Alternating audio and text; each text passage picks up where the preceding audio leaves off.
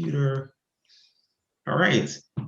Hello to everyone from Work School. Thank you so much for joining us today. We have with us Megan Casey. Megan is a really interesting person in this space of edtech. She's an Amazon person, so we should have a lot of fun today, and we're looking forward to it. Megan, why don't you give us a brief background of who you are in your journey and tell us some more stuff about what you're going to talk about and today. Thank you. Yeah, thank you, Glenn, for having me. And it's great to meet all of those who are tuning in. Thank you. Like Glenn said, I work at Amazon Web Services, AWS. I'm a global startup partner manager there. So I work with fast-growing technology startups every day. I get to be inspired by how they're disrupting the world around us and get to work with a large variety of startups. You know, Glenn, I think I would like to share a little bit about my background because it led us to the topic today, which is imposter syndrome. My background and my career really was not linear. And I know a lot of folks tuning in today are young professionals, perhaps just starting your career. So hopefully you find that reassuring. So something that I did in my career was every job that I had or work experience that I had, I tried to follow the topic or the theme that interested me most to find my next role. And I didn't always know if it was going to work out, but it kept me curious and it kept me learning, and it allowed me to try a lot of different things in my career and ultimately land to where I am now.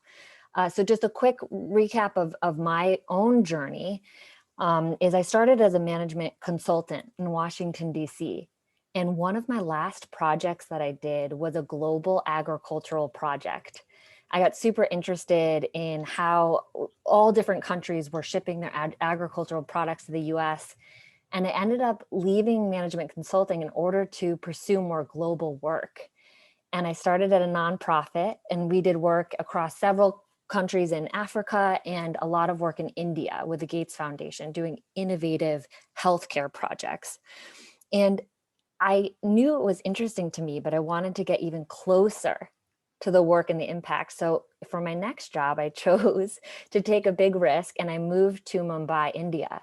And I worked firsthand with social impact entrepreneurs. And that was the first time that I ever worked with entrepreneurs and startups, and I've never looked back.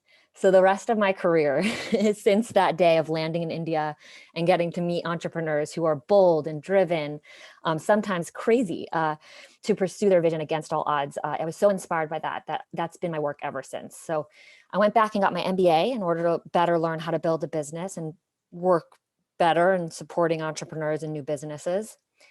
I worked at a high-tech startup in Tel Aviv in Israel. I moved to San Francisco to work at Microsoft so I could continue to work with startups in software companies and in technology. And then I moved to South Africa, where I ran a co-working space for entrepreneurs. We did an innovation lab, an incubator, and we also had a co-working space. So I got to meet with and work with many entrepreneurs during my time in Johannesburg in South Africa. And then today, the job that I have at Amazon Web Services is based in New York. And on a daily basis, I come across, tens of startups weekly that I get to work with and help grow through Amazon Web Services. So the big theme that came out ultimately was entrepreneurship, startups, and innovation through technology. But I never would have known that starting my career. I just kept following where my curiosity led me. So despite some risks. So I encourage you all to do the same. And in this journey, there were so many times that I experienced self-doubt. And I wondered if I knew enough or had enough credibility or had enough experience to take that new job.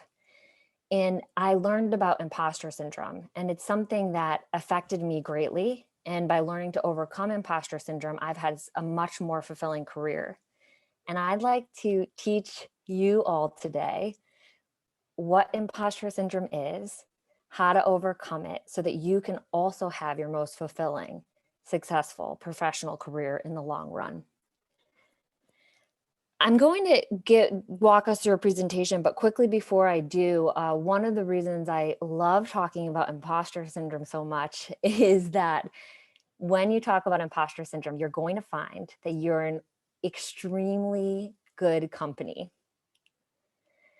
Some of the folks that have talked openly about facing imposter syndrome include the famed literary author, famous literary giant, Maya Angelou. And I actually want to read a quote from her. Incredible author, famed, outstandingly recognized globally. And this is a direct quote from Maya Angelou.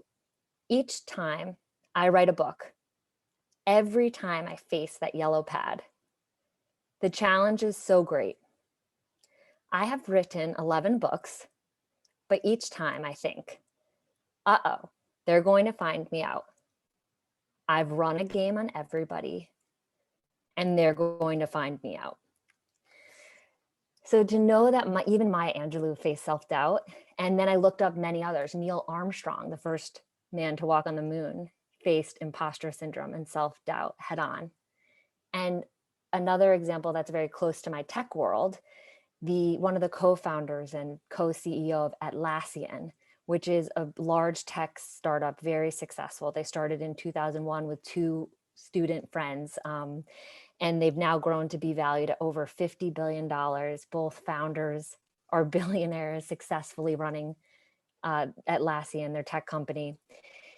That one of the co-founders, Mike Cannon-Brookes, he has an entire TED Talk that's dedicated to how he faced imposter syndrome head on, that I highly recommend others listen to. So it's very reassuring to know if you face self-doubt and imposter syndrome, you're in extremely good company with incredibly accomplished individuals. So I'd like to, Glenn, if it's okay, take us through a short presentation.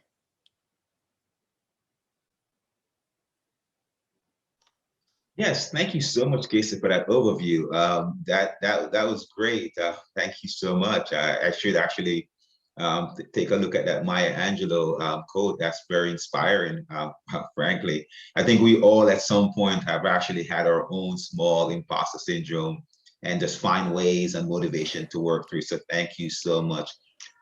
Yes, you want to share with us a basic presentation, that would be great. Please, we would be excited to see your presentation on this factor.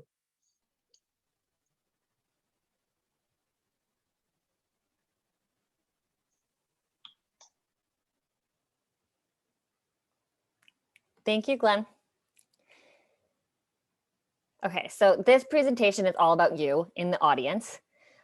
Most of you are young professionals. You've maybe had a few jobs before, or even are starting your first job in the market. So this is really all about you understanding imposter syndrome and how to overcome it. And I'm going to teach you 3 concrete ways and tactics that you can overcome imposter syndrome so that you and your career and your success can continue to flourish even when you have moments of self-doubt. So first, it's important to understand what imposter syndrome is. It's the feeling that you're in over your head. Probably most of you have had this before, even when you've just taken a class on a new topic that you weren't familiar with yet. You especially have this when you start a new job. You feel like a fraud. Did they really mean to hire me? There's so many people that are more accomplished or have more credentials than I do. Should I really be the person that they picked for this role? I don't know what I'm doing. With any new job, there's new tasks and activities that you've never done before.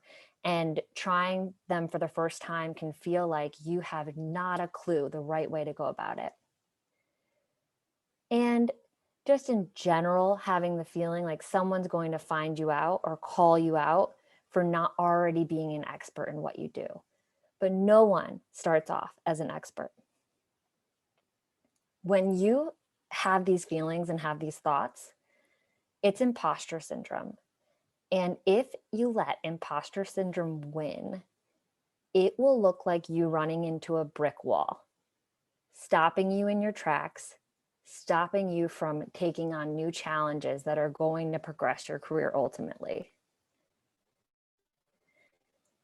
Here are some of the signs. So please take notes so that you can notice when imposter syndrome is popping up for you in your own career. One of the first signs is you're a perfectionist. You don't want to share your project with your manager until it's absolutely perfect. You don't want to get feedback on your project until every I is dotted and every T is crossed. It's good to have high standards, but what's even better is sharing things early with people because you'll never get to 100% perfect product.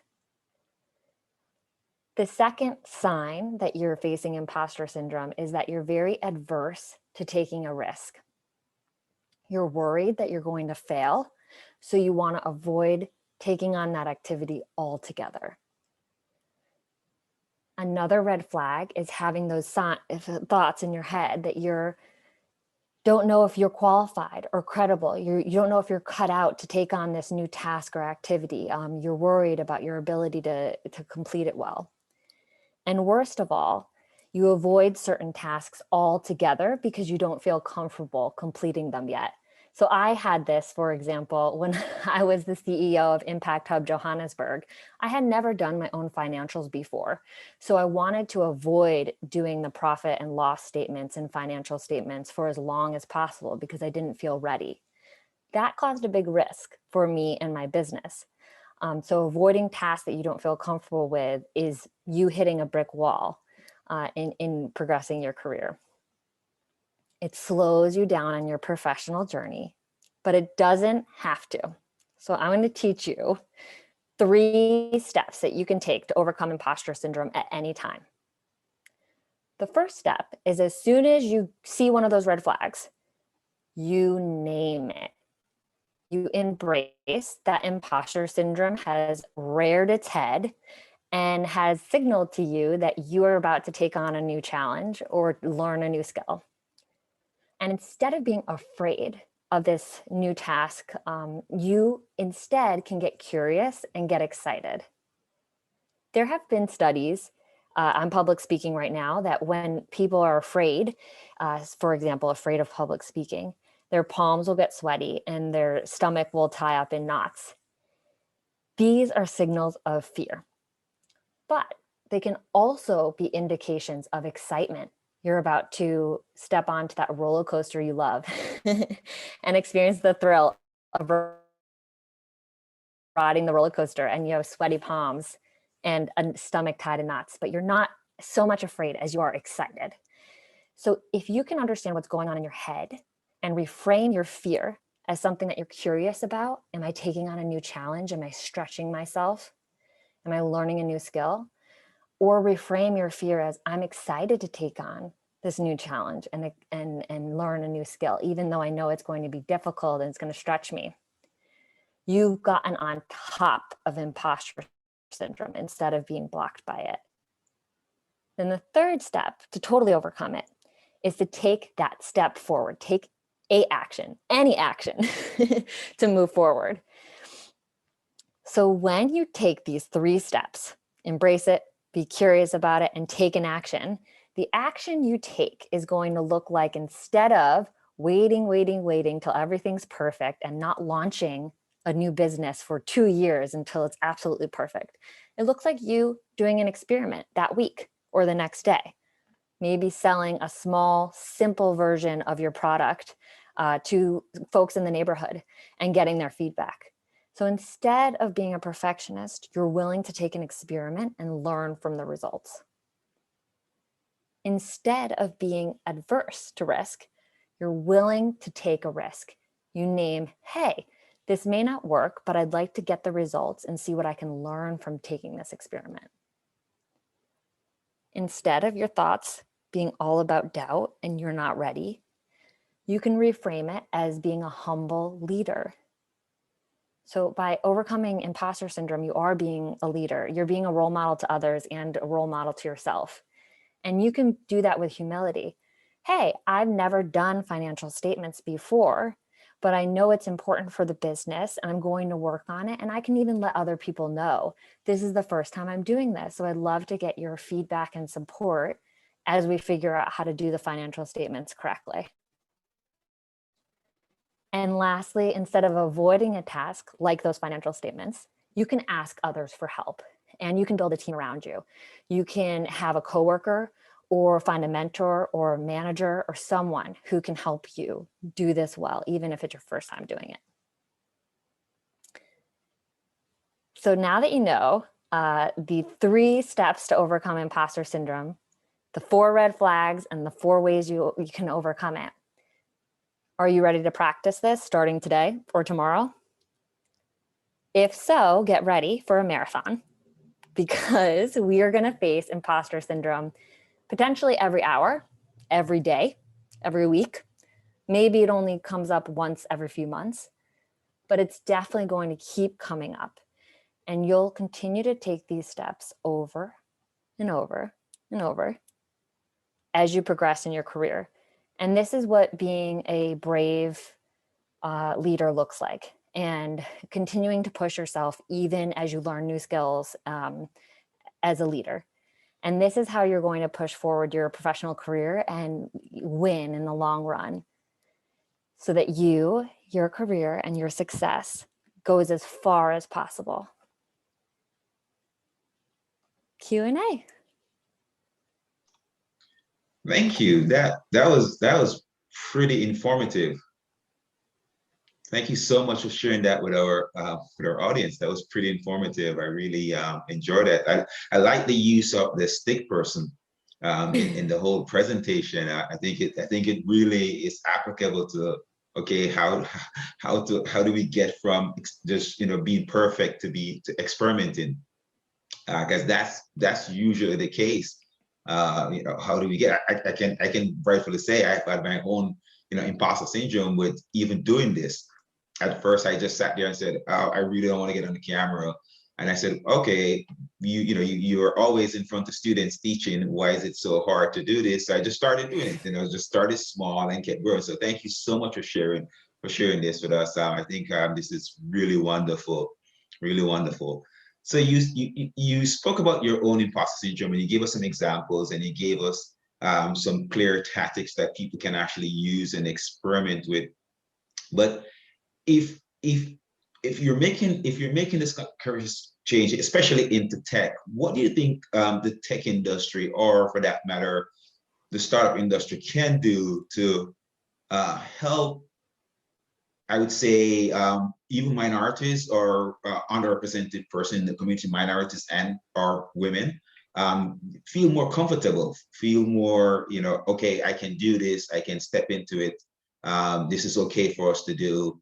What would be some of your recommendation? What would be some insight that you have from your own vantage point?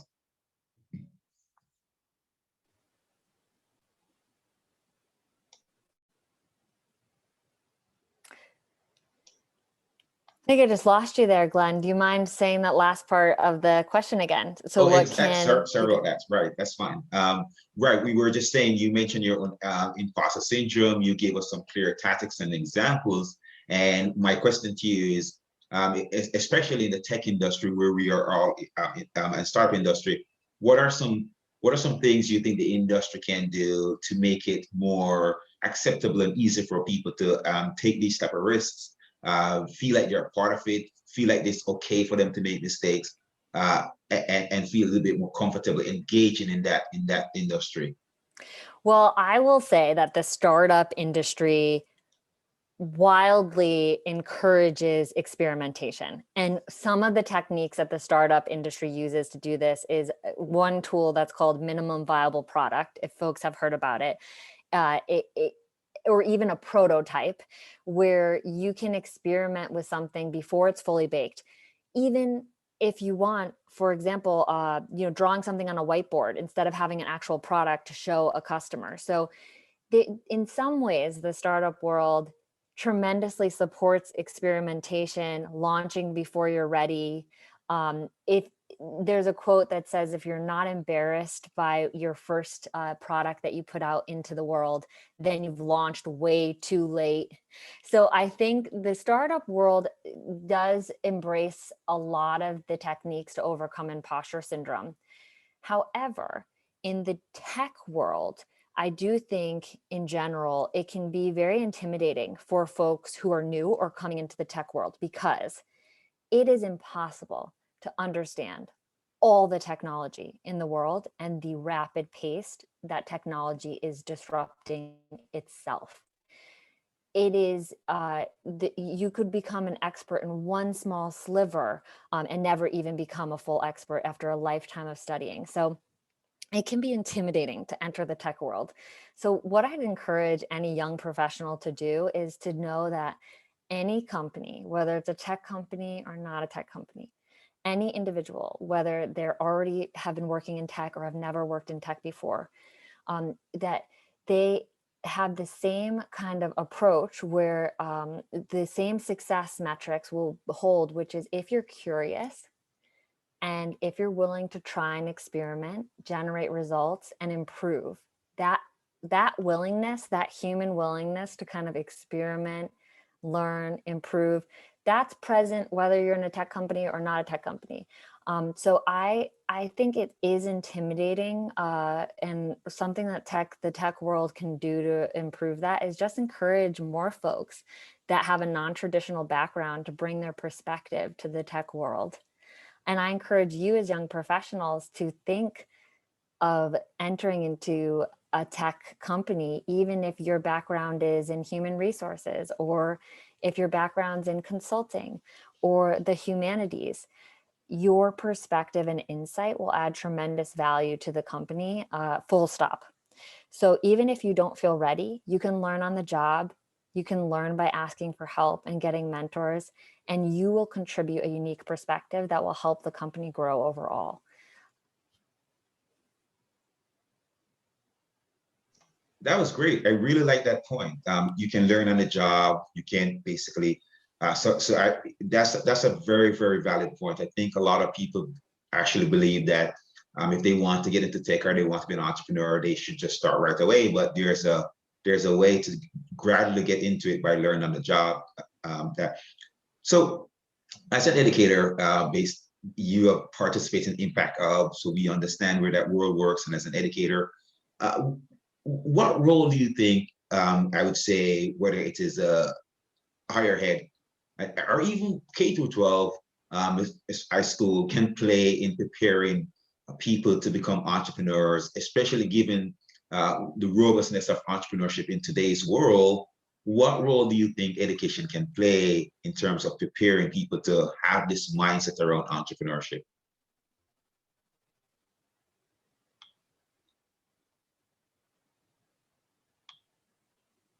Did you? Yep, I got it. Well, I mean, I think we're all continuous students and we're continuous learners. So I think the biggest role that education can play is instilling that curiosity and willingness to learn a new skill or topic. So the same mindset that you have as a student, where you want to experiment and take different classes and learn new topics, join a study group, all of these tactics that you use in school are very similar to what you'll use in a job.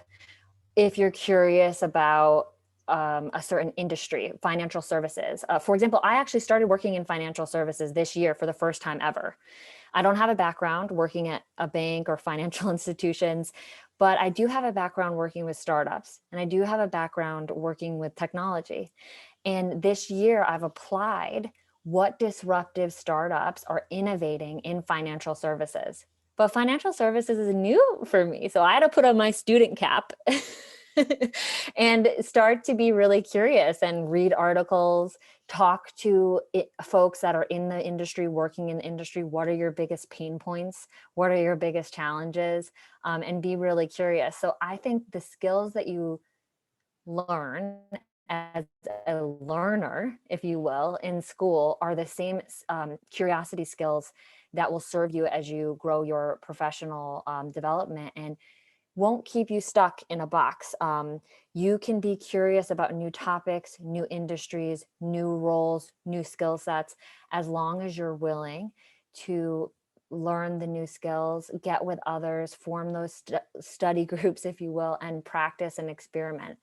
So I would like to see education be a little bit more hands-on and experimental, because in the real world, that's how you're going to learn, is you're going to do a mini event. Like you said, Glenn, you wanted to start a virtual event series and you were apprehensive about getting it started. But what you did was you just started small. You picked, one speaker, you put it out on LinkedIn, and you saw, okay, what were the results? How did that go? How would I improve that the next time? So I'd like to see school keep that curiosity and learning, but make it a little bit more hands-on and experimental, because in your professional career, you're going to be doing a lot of hands-on experiments as you try out new skills and you grow and you stretch yourself.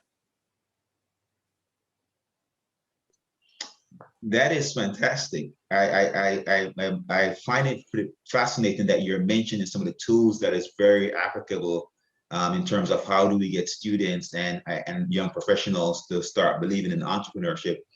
Things like just having classes that are more experiential in its base and in its structure. That is, I find that there are so many students that are still, especially some of the students I engage with in the CUNY family, they're still quite reluctant to even go on LinkedIn and create a profile and set up a LinkedIn page and network. And these are some of the fundamental things that makes great founders. They're very good at networking, very good at understanding who to speak to, where to find their users. So it is essential that we can actually start with just creating this experiential mindset for these students, basically. So that's really great. And Yeah, I know Glenn, some of the top actually, I schools have do a this pretty well. question. I have a question for you about that, Glenn, because I wonder if this is an example of, I don't know, but if this is an example of imposter syndrome. So when certain students don't feel they're ready to go on LinkedIn or don't want to have a profile on LinkedIn, I wonder what's holding them back. And if it is something around, well, I haven't worked yet, maybe, I don't have professional experience yet. So how can I go on LinkedIn because I don't have a resume to put there yet? This is a perfect example of imposter syndrome. So you don't feel ready yet to be on LinkedIn. But if you frame that, instead of being fearful, as being excited, well, I'm going to put my presence out there. I'm going to talk about some of the projects that I did in school and some of the skills that I have from maybe even volunteer work that I do, or even extracurricular work or a hobby. Maybe there's an arts and crafts hobby that you do. And I'm just going to put it out there and see what response I get. And I'm going to challenge myself to the third step, which is take action. I'm going to challenge myself to find 10 people to add to my LinkedIn community each week, and maybe even ask them for their feedback on my profile. What else would they add? Because your friends and colleagues often know you in a more objective way than you know yourself. And they can say, hey, you didn't mention this project that you worked on, which was really cool. That would be a great thing to add. So you can get advice from them. And this could be an example of, if a student had a reservation about going on LinkedIn because they didn't feel their professional resume was ready yet, they could use the 3-step imposter syndrome process to get enough nerve and get themselves on LinkedIn, and it might lead to a job opportunity or a new connection, etc. So I think it could be an example. No, that is great.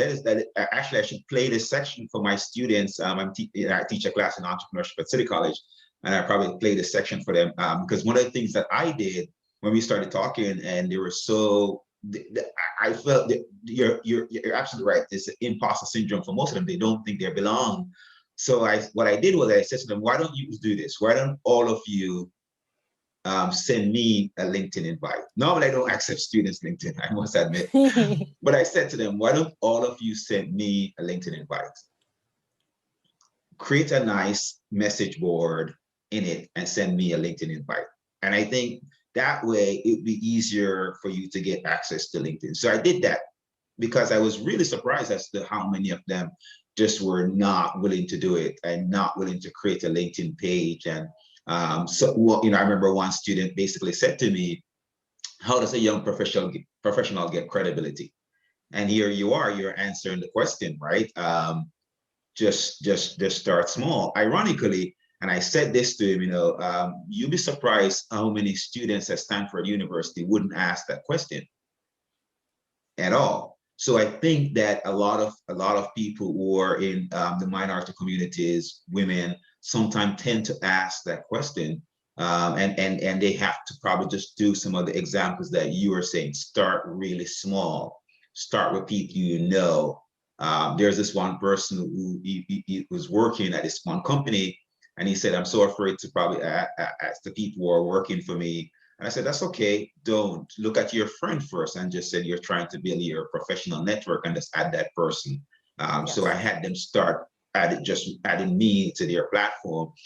Basically, it was kind of weird having students saying professor to me on LinkedIn, but it's something that I felt like was necessary and needed. So I'm really excited and happy that you kind of share that outline and talk about how they can make those initial steps to kind of start building those leeway to say, okay, I can add one person, I can add an X, and just keep building that professional network, because they are getting ready for jobs. And that's why I insisted, right? They're getting ready to look for jobs. And in the world we live in, that is basically going digital more and more, they have to get used to this concept of going out there and talking to people on these professional networks to basically continue building. So thank you so much for just highlighting that for us. And I will absolutely play this section in my class for the students.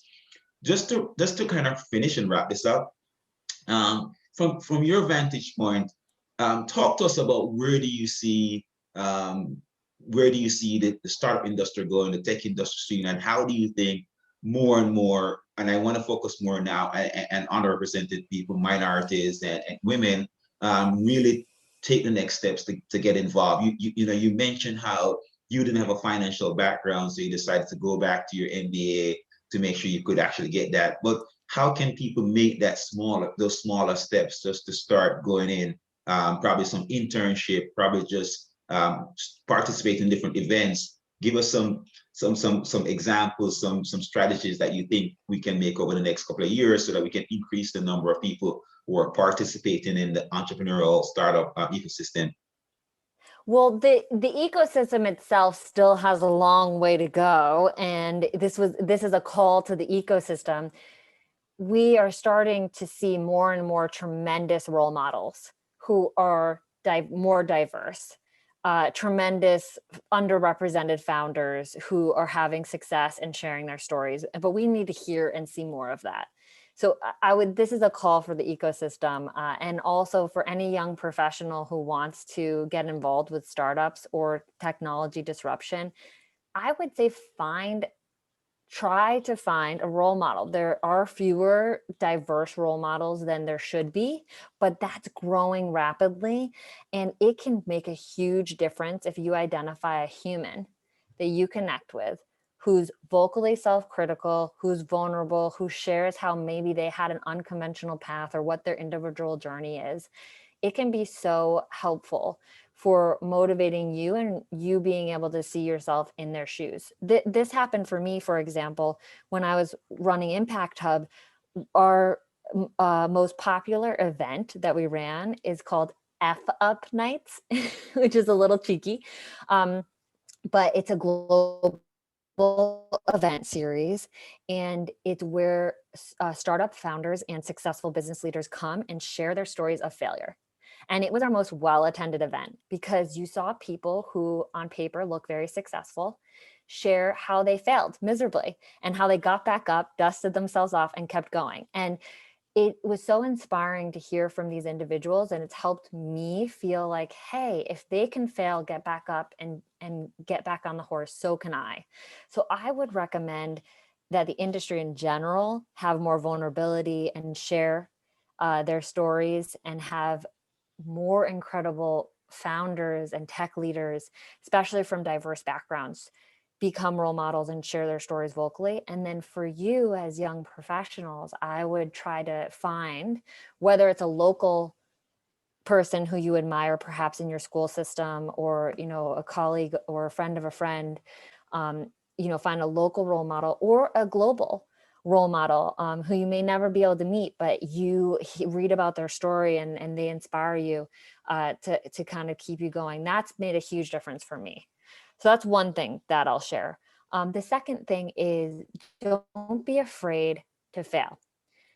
Failure is not a dead end road.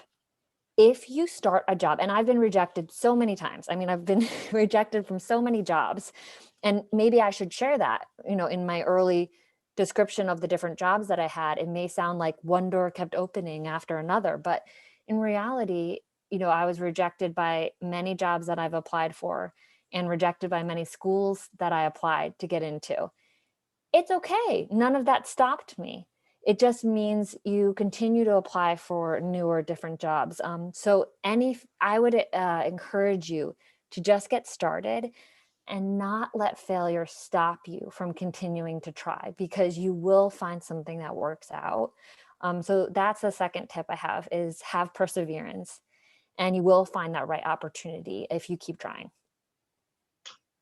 Thank you so much. Those are really impactful points. I think we have to really understand, and I kind of, for a lot of young people, especially like I mentioned, minorities and females, sometimes we don't have that role model to look at. I said to somebody once, I wish when I was younger, I had that impactful role model to look at as well. So we learn a lot as we go, and we try and we fail and we make mistakes. I you know, I have to say this, one of the organizations that really has been impactful in terms of how they create these essential startups, or it's Y Combinator. And I think what we need is about 10 Y Combinators for, across the whole ecosystem, and just have even for females. I think females, there's an organization called Female Founders Collective. They're doing an awesome job. We need something similar for minorities, where we have this really strong network of people. Because what most people don't realize is what makes Y Combinator companies good is not necessarily that the founders are great. They're good people, but it's that they have this phenomenal network of people they can tap into to help them build. And I think we basically need that. And I think a lot, especially in this underrepresented group, we need a lot more people to come together and say, we need to build a strong network of people that they can tap into, they can be okay with reaching out to and talk to. So thank you so much for saying that, because we don't have it right. Lots of people see us and they're like, oh, wow, this person's successful, but we are experimenting still. We're learning, we're trying to figure it out. We're failing, we're reaching out to people. I met you at the Impact Hub, we're both basically on the advisory board. And I just reached out to you and said, I really like your background. I'd love for you to speak. So I think we have to figure out how to create these, powerful network across the entire ecosystem. And as I said, the ecosystem is still growing.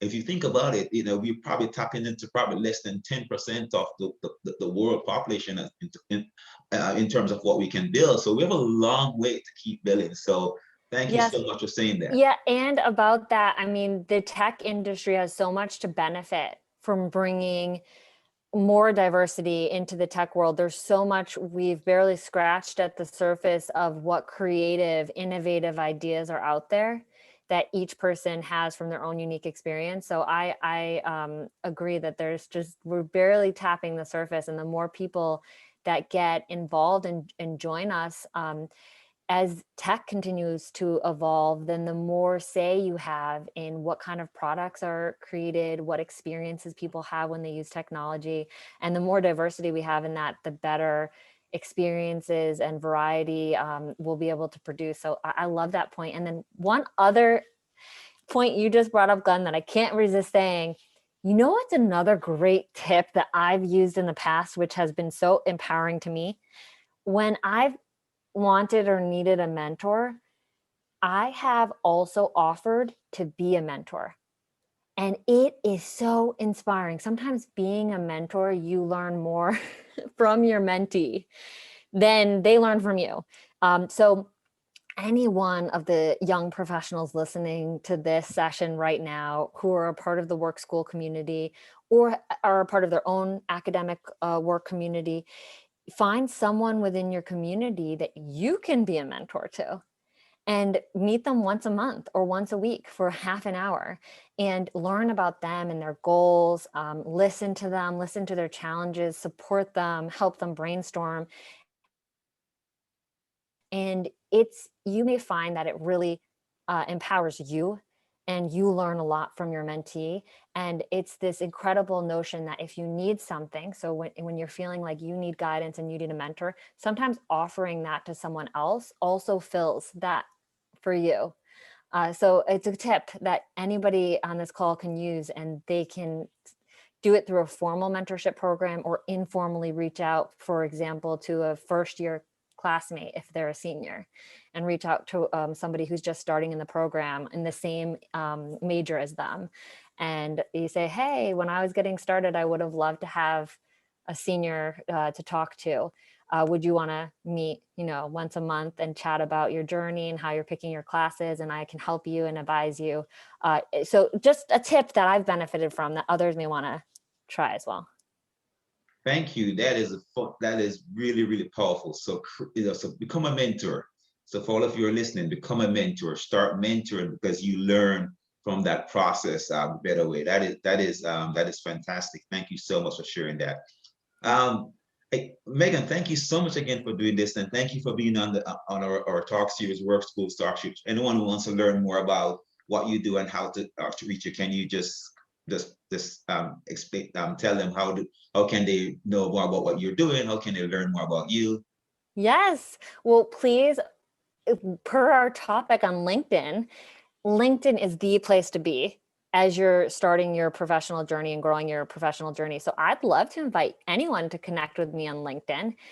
It's Megan Casey, MEAGHAN CASEY, and I'm a startup partner manager at Amazon Web Services. So you can make sure you get the right Megan.